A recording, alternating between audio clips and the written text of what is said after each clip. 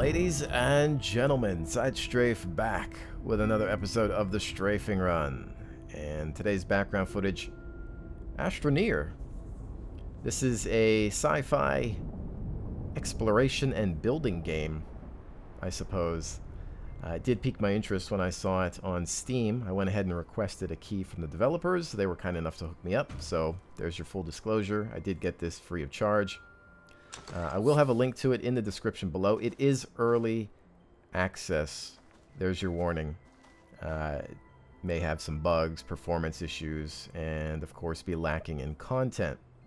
But from what I've played so far, I'm fairly impressed. The reviews on Steam are pretty good for it. A lot of people are saying it's yet another title that's better than No Man's Sky. Oh, that game. Oh boy. But from what you can see here, very little in the way of hand holding. You kind of have to figure out most things for yourself. There's some basic little pop-ups that tell you what button to hit to kind of give you an idea, but other than that, you're on your own. So throughout most of this footage, I have no idea what I'm doing, so bear with me on that one. You've got your oxygen at the top of the backpack in blue. The yellow is your energy for the terraforming tool that you have in your hands there. You're gathering resources to then go back to your base or your landing pod to create tethers, which allow you to expand your exploration radius. The tethers are going to provide you with oxygen. You want to build up your base, build different platforms to create a vehicle pad, smelter, and things like that to create other things. Eventually, if you look up into the sky, you'll see other planets and moons that you can travel to. The game is 4-player co-op, which is kind of cool. At the beginning, you choose one of 4 astronaut skins or player models, and it'll launch you down, and I guess you can run around with friends. I've yet to experience anything like that, but from what I've seen in the videos, it does look really cool, fairly seamless, simple, and you know, I think that's really what most people want out of a game. 4-player co-op. It doesn't have to be an MMO. It doesn't have to, you know, do anything crazy or outrageous. Some people just want a nice small group experience. If you think about a game like Skyrim, for example, or any of the Elder Scrolls titles, I don't think people really want an MMO or that they ever wanted one, considering one does exist. I think they just wanted a game that they could play with a few of their friends, because that's what you usually end up doing anyway, most of the time, unless you're into raiding or, you know, high-end PvP or something. You're probably just playing with your best friends, and I think 4-player co-op is nice to have in any video game, and I think devs should target that a little bit more than trying to get out there and compete in the MMO arena. But anyways, this game, very relaxing. I mean, I guess maybe it has a lot to do with the aesthetic, the soothing soundtrack, the sounds in general. I enjoyed it. I'd like to play a little bit more. I don't know how long it'll last me. I'm not sure how much content is here. I'm sure things will get repetitive after a while. But we could say that about a lot of video games. Anyways, enjoy the rest of the footage while I discuss a few other topics in relation to the YouTube channel. We had some announcements recently that I failed to discuss in my last strafing run. Some games coming out by one of my favorite developers of all time, Naughty Dog. Oh yeah, you know what I'm about to get into. So, The Last of Us Part 2 has been announced. There's a trailer. If you haven't seen it, I will link it in the description below. I don't know how you haven't seen it if you're a Last of Us fan, but I'll have it there for you. You can probably expect a playthrough of that on this channel. I don't see why not, considering I did the first one. Although I've yet to do the DLC for the first one. I probably should get to that, but I still need to get to my Infinite Warfare playthrough as well. We'll see what happens with that. Beyond that, Naughty Dog also announced Uncharted... What is it called? Uncharted Lost Legacy or something like that. I can't believe I forgot the name. Anyways, I thought Naughty Dog was going to release a single-player DLC for Uncharted 4. But the trailer of this Uncharted Lost Legacy that I've seen, it feels like it's just a different title, because it's not called Uncharted 4 insert DLC name here. It's just Uncharted. It has new characters in it. Chloe, Fraser, and Nadine from 4. So I don't know if it takes place after Uncharted 4 or if it's a prequel. I'm not too sure. Claudia Black, I believe, is still voicing Chloe, which is great. I liked her voice acting in the last Uncharted that she was in.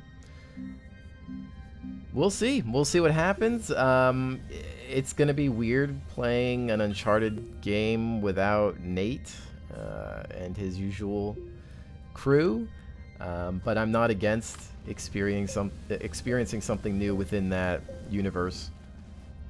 Here's hoping for the best. You know, if anything, Last of Us Part 2 should be crazy, especially considering that now it's going to be on PlayStation 4. We've got new hardware, more powerful hardware. And, you know, Last of Us looked good, but it was PS3. Uncharted 4 looked jaw-droppingly amazing, so I can only imagine The Last of Us being their latest title. They've probably learned a few tricks here and there. They've got PlayStation 4 Pro that they can take advantage of as well. I can't wait. Speaking of the Pro, I did pick one up. I traded in my PS4 for the Pro. It is capable of supporting higher resolutions. You know, they're bragging about the fact that it's a 4K system, but most games can't really run at 4K. For example, Uncharted 4 maximum resolution is 2560 by 1440, which is great. My gaming display is that resolution. That's how I play all my PC games. It's a fantastic resolution. However, Uncharted 4 is still running at 30 frames per second. They weren't able to get 60 out of it, which is a shame. Naughty Dog, I believe, prefers to go with graphical immersion versus high frame rate. I really wish they could have done both. It would have been nice to have 1440 and 60 in Uncharted 4, because the game to me was damn near perfect. If it would have had a higher frame rate, it would have been insane. It didn't kill the game for me, but you know, once you've been gaming at 60 FPS for most of your life, you're kind of spoiled. Beyond that, in terms of that higher resolution on the PS4 Pro, I just kind of need to figure out how to capture higher than 1080, because right now most of the console capture cards, they work via HDMI. Their maximum supported resolution is 1080p 60 FPS. If you're thinking about things like the Elgato Game Capture HD60, HD60S and Pro and things like that, generally capture cards are built to handle whatever's out, and they focus on consoles, because on PC you can use software, DX Story, Fraps, Shadow Play, which is what I use to capture PC games. I use Shadow Play.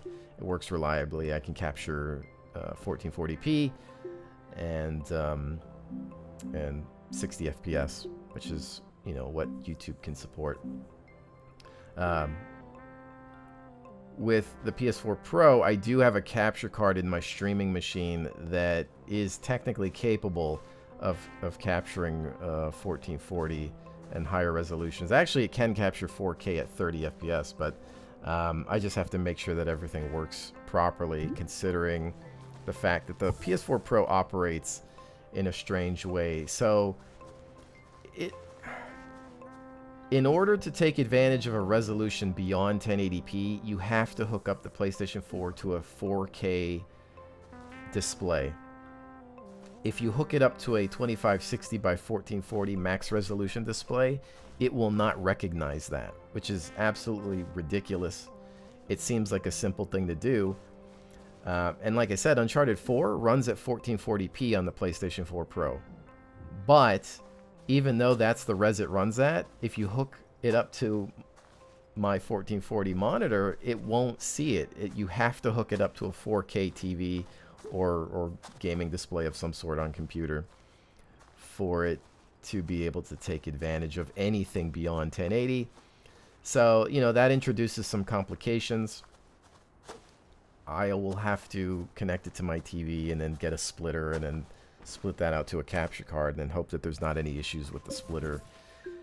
Yeah, it gets messy. There's so much that goes into video capture. I don't think a lot of people realize it.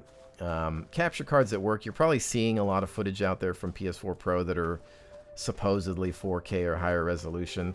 I think a lot of YouTubers upscale their videos. So what they'll do is they'll take a 1080p image, they'll put it in Sony Vegas or Adobe Premiere Pro, and then they'll render out at something beyond 1080 to make it seem like it's higher resolution, but it's actually not.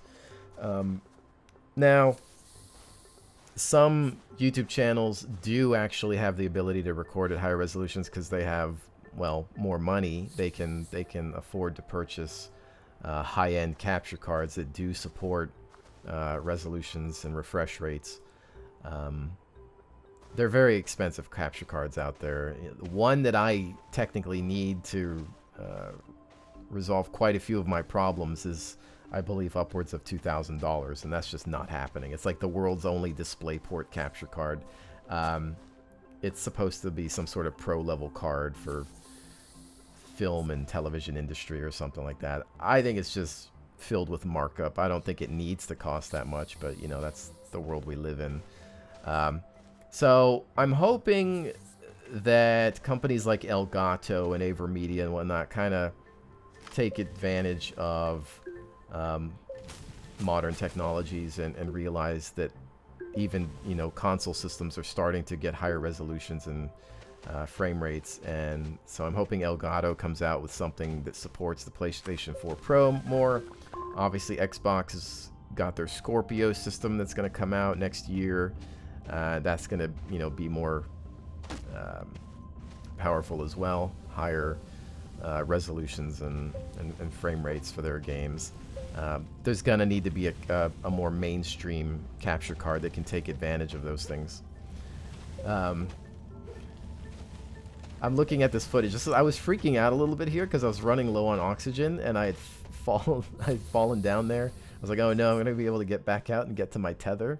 So I started building tethers to get into this cave over here, this tunnel system. And this is kind of where I got further intrigued with this game because it really did become more about exploration. And I think I'm more interested in exploring than necessarily gathering resources. But it was kind of cool that I had to figure out a way out of here, and you can kind of build a tether and create your own little tunnel networks if you want. But anyways, yeah, sorry to bore you with capture card talk. There's just so much that goes into me trying to figure out how to get things to work.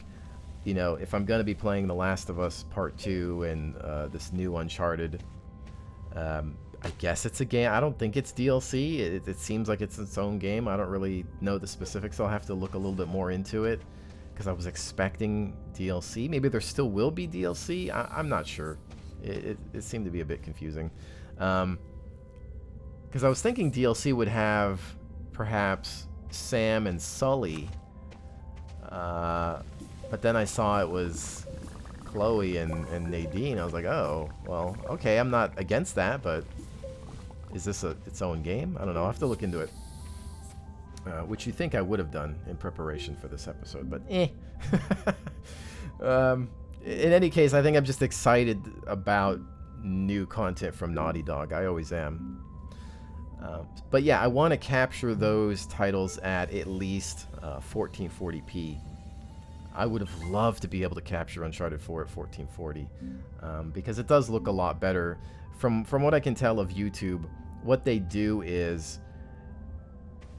if you upload a video at a resolution higher than 1080, they feed it more bitrate, which means it looks better. So if you feed it a 1440p video,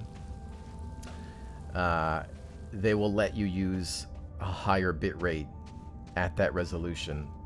Whether they also use that higher bit rate when you're watching it at 1080, I have no idea. But I do know that if you're watching it at 1440 and you've uploaded like a 20,000 bitrate video, it will actually take more advantage of that as opposed to watching 1080, where YouTube will only give you maybe like 12,000 bitrate, which is why most of the videos on YouTube look like crap. It's not the resolution, it's always the bitrate.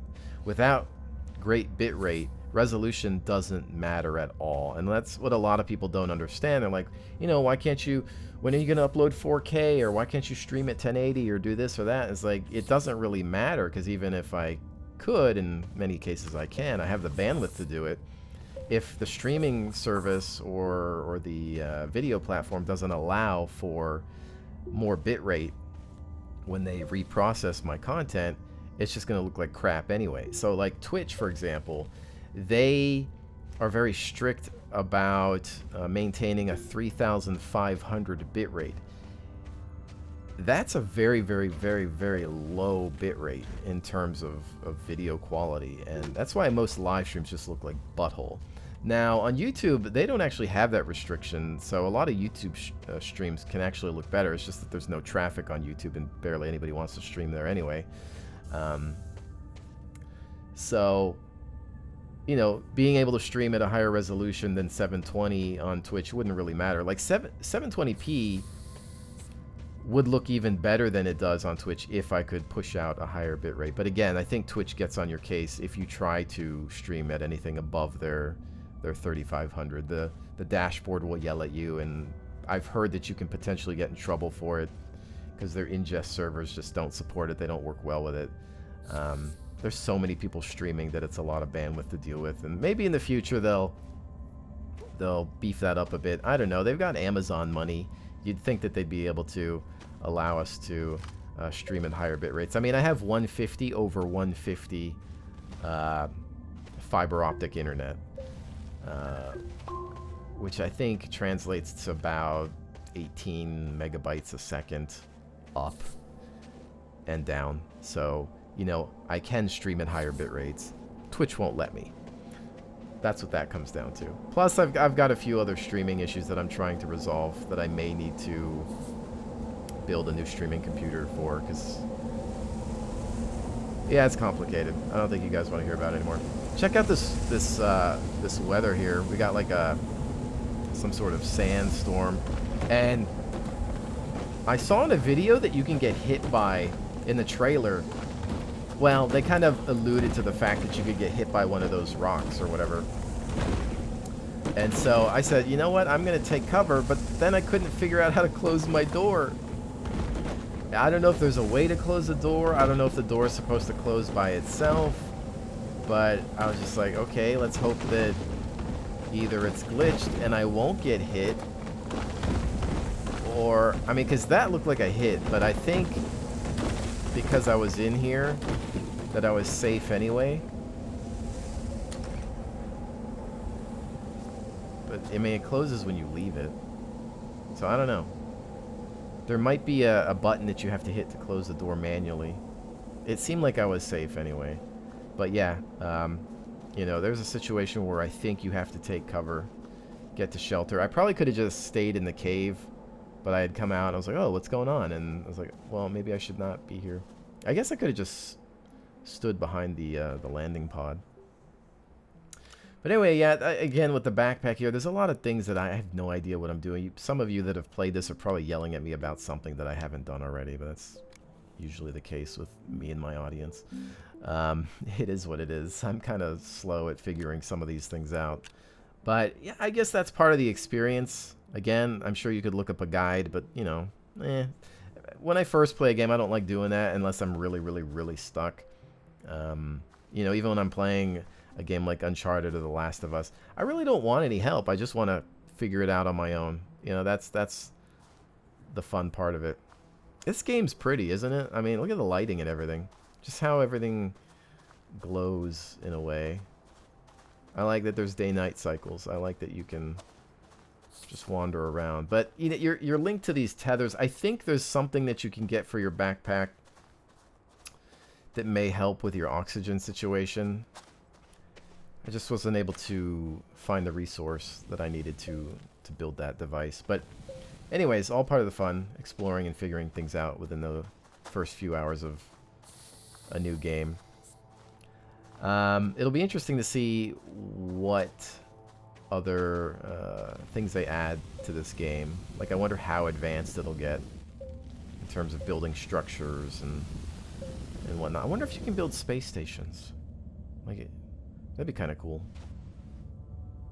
Giant bases and whatnot. Who knows? Anyway, so yeah. Last of Us Part 2, Uncharted, The Lost Legacy. We'll probably be taking a look at those on the YouTube channel. I still kind of want to do my Infinite Warfare playthrough. I've been talking about that. Like I said, a wind vane. I think that's what I need. Maybe. I don't know. I had made one video for the first hour of Infinite Warfare. I enjoyed what I was playing, but then I got hit by a copyright strike, and then I went on my trip. And I haven't really gotten to pick it back up since then. I'm thinking if I want to do that playthrough, I might just have to deal with the strikes and hope that everyone's Patreon support helps out. Because, again, the first, I think it was about an hour that I played, seemed really, really good. I know a lot of people want to hate on that game, but the campaign seems fantastic. I hear the multiplayer is horrible, but most people say that the campaign's fantastic. So I do want to play that, and I want to play through it. And again, I mean, I could play it late. I'm not one of those guys that has to be the first to do a playthrough. That's not why I do this. I play games when I want, how I want. You know, I'm not trying to beat other YouTubers or streamers to earn the most revenue. No. I mean, look, I played The Last of Us Remastered. How many years after the game actually came out? I mean, The Last of Us has been out for a very long time on PlayStation 3, and I just finished it in 2016 and made an entire playthrough of it. Was that going to earn me a lot of revenue? No way, because so many people have already done it. But I just wanted to do it, and I think that's what this channel is about. And I think that's what people need to understand, is that this channel isn't going to operate like most other channels that you know, that jump on one game or one genre and continually provide content for that game or genre. This is just a place for me to share hobbies. Most of you that watch the Strafing Run know that. I know some of you have questioned you know, the type of content or the lack of content, and I think most of you also know that it's been a rough year for me. Lots of things going on. You know, my father passed away, so I had to take care of a lot of things on the home front, and, you know, still do to a certain extent. And, you know, things like that, of course, get in the way of providing regular content. So this is just a hobby channel, right? And it's one of those things where I'm just sharing what I actually play. If you're seeing footage of Astroneer, that's because that's what I'm playing. If you're seeing footage of Titanfall, that's because that's what I'm playing. World of Warships or whatever, that's the way it is. You know, further discussing that area of the YouTube channel, I don't know if I had mentioned this in the last episode of the Strafing Run. I might have, but I think for the most part, the channel is going to be the Strafing Run and playthroughs. I think I did talk about this. Because a playthrough, I can finish it and be done with it. You know, you just beat the game and then you're done. And it's easy to complete that and not have to go any further than that. And then the Strafing Run is kind of my way of talking to you guys and updating you with, you know, channel-related topics, and just my way of, you know, ranting and raving about whatever's going on. So I had that series called First Contact. It was like a First Impressions series, and I really liked it. I liked the idea of it, but I think I want to condense the channel. I think I want to just have like two main things going on for now.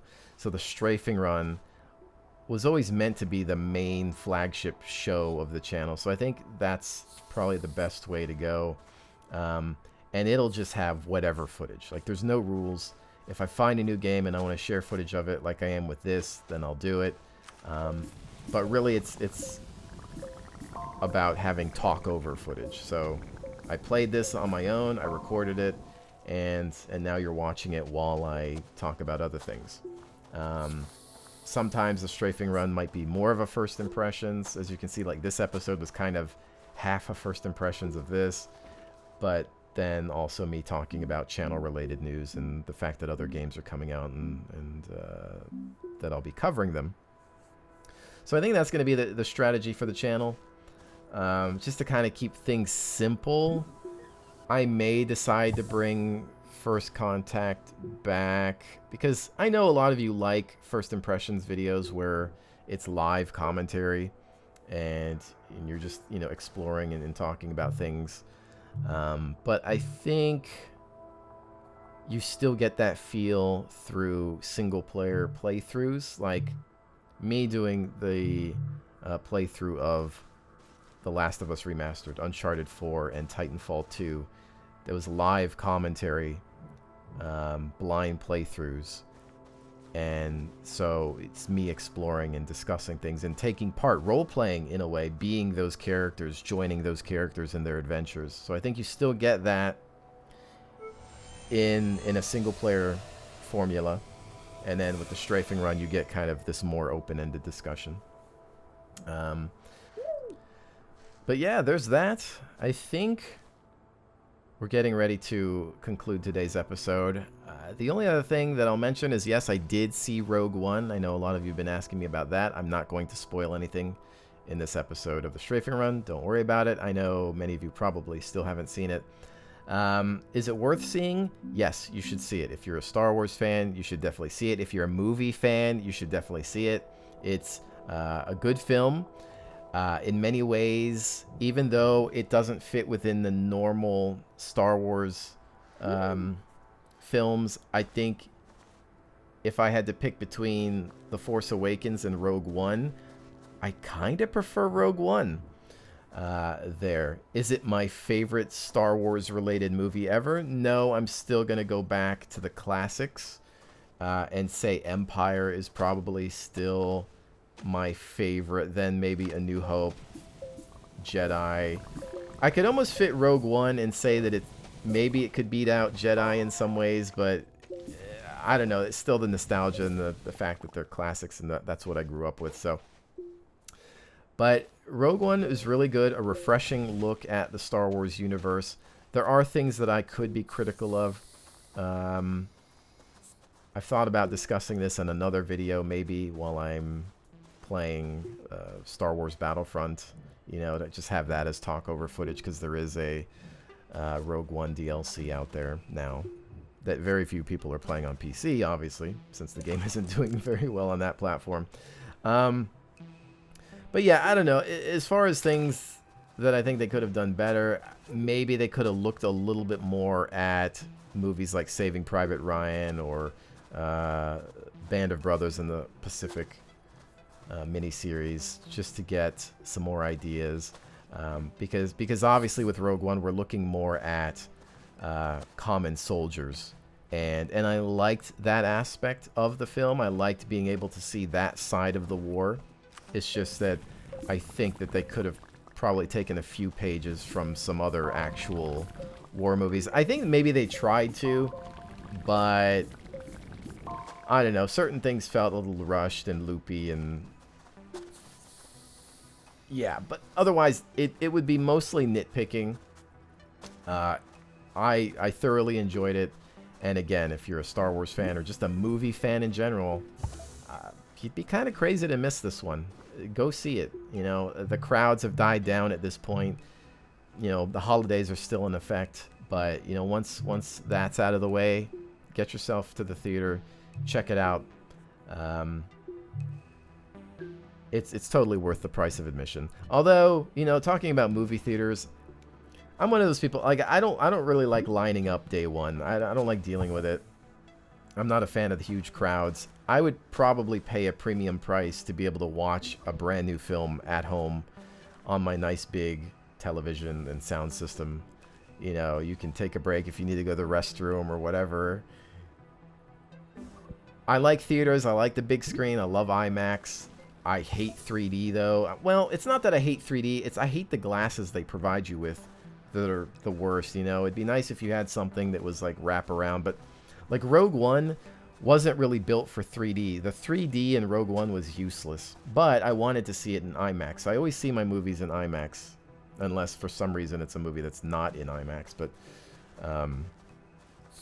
I just don't like the stupid glasses they give you. You see the frames. They're just not good. They're not good quality glasses. And the 3D was just so pointless in that film. Once in a while, I think there will be a rare 2D showing in IMAX if you go early on the weekends, but they usually get rid of that afterwards. I think 3D is just still there to kind of raise the ticket price, unfortunately. And so, yeah, if I could pay, like, I don't know, a premium price to just see it at my own home, I totally would. But I can also see why the movie theaters would fight against that, and how you could probably just bring, you know, a couple of your friends over and then split the cost, and that really wouldn't benefit the movie companies very much, maybe. But yeah, otherwise it's still worth going. It's just I'm the kind of guy that likes to go after the crowds have died down. And so I think that's that, ladies and gentlemen. I can't think of anything else going on other than the fact that I'm still playing Titanfall 2 multiplayer. And World of Warships right now, but that's just mostly live stream content. Again, I really wouldn't expect too much in the way of multiplayer Let's Plays on the channel anymore, unless I think of a way to do it that doesn't interfere with the overall production value here. Because again, I'm kind of tired of disappointing people by playing a game for a month, making videos about it, and then moving on to something else, and the people that sub for that are like, well, you know, I subbed for this, I subbed for that, and now he's not doing it anymore. So I kind of just want to keep it to the strafing run and single player playthroughs, and then the strafing run will just have whatever in it. So if I'm playing World of Warships, I'm addicted to that game next month, then the strafing run might be filled with footage of that while I talk about other things. It's not the same. It's not necessarily what a lot of you are looking for, but I think it's just better for the channel based on the person that I am and how I'm somebody that enjoys a variety of video games. It just makes sense. Almost ran out of air here. Gotta be careful, guys. This game is dangerous and may become more dangerous with time. So, with that said, ladies and gentlemen, I want to thank each and every one of you so very much for joining me here today. I hope everyone has a fantastic holiday season going into the new year. I know I'm ready for a new year. I know I'm ready for some change. This year sucks. For more reasons than one, I'm so done with it. I know many of you are as well. People across the world can agree that 2016 has not been fantastic. And, you know, if there's something that I can impart to you, it's that we're all on the same planet. We all breathe the same air. Treat each other as equals. Be good to one another, regardless of belief systems. Okay? It's common sense. It's simple. It's not hard to do. Treat people how you want to be treated. Unless you like being treated like crap. I'm going to probably suggest not doing that to everybody else. But you know what I mean. Be good to people. Guys, you don't need an education to figure that out. Stop giving in to the dark side. It's not all it's cracked up to be. I mean, you're limited to red lightsabers. You're probably going to end up in some sort of breathing suit. Your arms and legs will get chopped off and you'll have to have robot limbs. I don't know. Some of you might actually like that. I'm not a huge fan personally, but really wearing black all the time, I'm not. Yeah, I need variety in my wardrobe, you know. Clothes make the man. So anyways, all kidding aside, ladies and gentlemen, happy holidays, stay safe, and I will see you on the next one.